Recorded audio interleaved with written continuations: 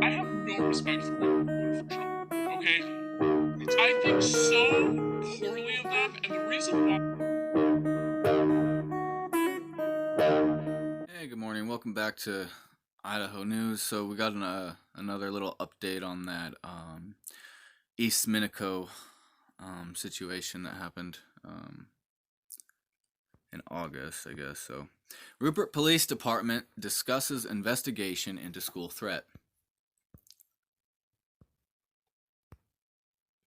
KMVT has new information on the investigation the Rupert Police Department did in regards to the Minidoka school threat in August. The threat that led to a month-long investigation ending Tuesday with an announcement that the student who made the threat is being charged with threatening violence on school grounds. Detective Sam Koa with the Rupert Police Department explained they had multiple search warrants. In this case, we had to execute multiple search warrants, so it just wasn't. So if it was the platform, Facebook, we can pretty much get all the information off of the one search warrant, whereas in Instagram's case, we needed multiple search warrants to make sure we were getting the current and best information at the time, Koa stated. Nearly 24 warrants. I'm thinking we probably executed upwards around 20 search warrants in the whole process of this case. One, the information started to come in from these digital sources from Instagram, we were able to pick apart the information that was coming in and put it together. Once the information started to come in from these digital sources from Instagram, we were able to pick apart the information that was coming in and put it together. We put it together, who the suspect was, what the content was, what was the reason for it, Koa stated. So that's basically it. It's kind of scary how the police can just have all this information at their fingertips, because I don't know. I hate Facebook. All right. I'll see you guys next story. So apparently, scammer snags Boise's PD's number and is out targeting folks. Another day, another scam.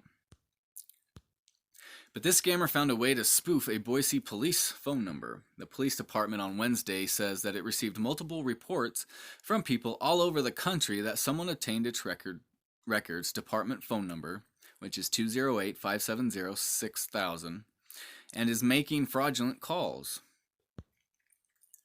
The scammer is opting for the all-too-common grandparent scam where they call seniors and pretend to be their grandson and granddaughter who's in a bit of trouble, and surprise, surprise, they need money.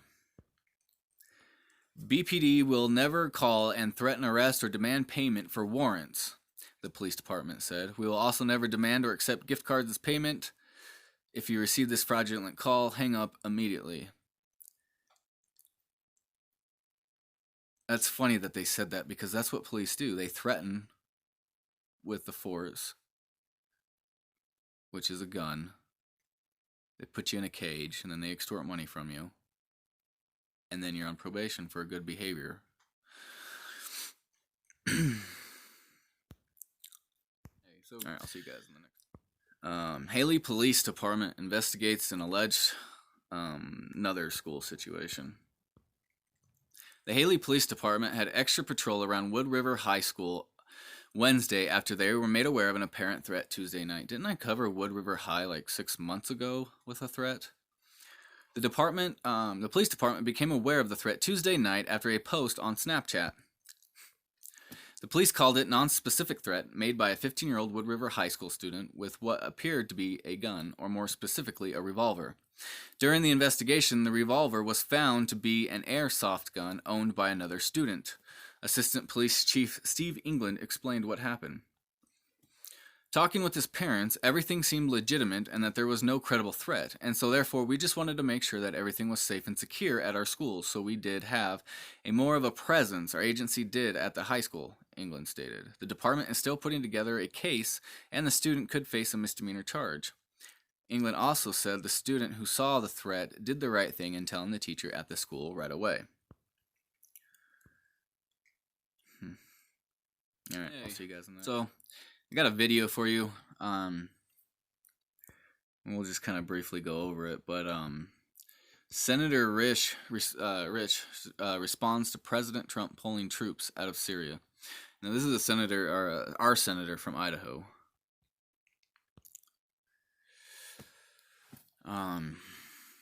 President Donald Trump abruptly announced that U.S. forces would no longer protect Syrian Kurds from the Turkish invasion Wednesday. I like how they worded that. Well, listen, we don't need to police the world. Anyway, Senator Jim Risch went on 670 KBOI to talk about the decision. Risch first dives into a quick background on the situation, then gives his own opinion, saying it's very complicated. And we will play the video now. Senator, welcome in, sir. Well, thank you. Glad to be here. It went from announcement to airstrike to military action pretty fast. First of all, your opinion, your views, your comments on President Trump's decision on saying we're going to pull out of northern Syria. Well, I don't know how much time we got, but there needs to be a lot of discussion about the backstory here. Syria is essentially a failed state. I mean, there's no governance other than right in and around the capital. But as a result of that, armed groups come and go who do not have a country. By the way, this was a huge mistake when they carved up the area after World War One. They gave everybody a country except the Kurds. State of play on the ground. Once the president decided that he wasn't going to keep troops there anymore, which, as you recall, last December he made the decision, and a lot of us had reservations about that, and he backed completely. He didn't back completely away from it, but he did withdraw only a smaller number. We had down to 1,000 troops there.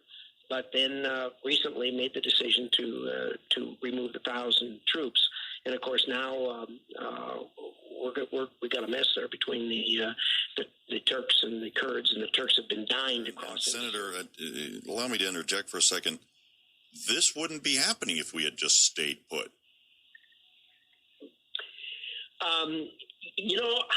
Maybe. The Kurds have been, or the Turks have been anxious to do this for some time. And would they have moved without the president pulling the troops? Maybe they would have, maybe they wouldn't have. It would have complicated things even worse if they'd have moved while we were still there. But look, this is a complicated situation. It's easy to point fingers at people and say you should have done this, you shouldn't have done that. The president has long, during the campaign, said he was going to get out of Syria and get out of Afghanistan. Has wanted to do that for a long time, and did what he did, and here we are. So it's going to have. It is a very fluid situation, and people keep saying, "Well, where are you on this point of it, or where are you on that point of it?" And I tell everybody, this thing's got to stabilize. Do you support the president's move? Well, look, I don't think it really comes down to that. I think at this point, the president's commander-in-chief, he has done what he has done. And Congress is badly divided on this. There's a good share of Congress thought we had no legal right being there in the first place because there hadn't been an authorization for use of military force in that area. And so the Congress is badly divided on this. You've got people telling the president he should do this or he should do that. He's the commander-in-chief, just as George Washington was when they put this thing together. He's the one that makes the decisions, and I think the more important thing is what are we going to do going forward. The most important question, I think, on the table right now is, do we take a move against do we take a move against Turkey based on economic sanctions? There's a growing feeling in the Congress that we ought to do that. I've actually been there for a long time, probably more ratcheted back than where I was now. But I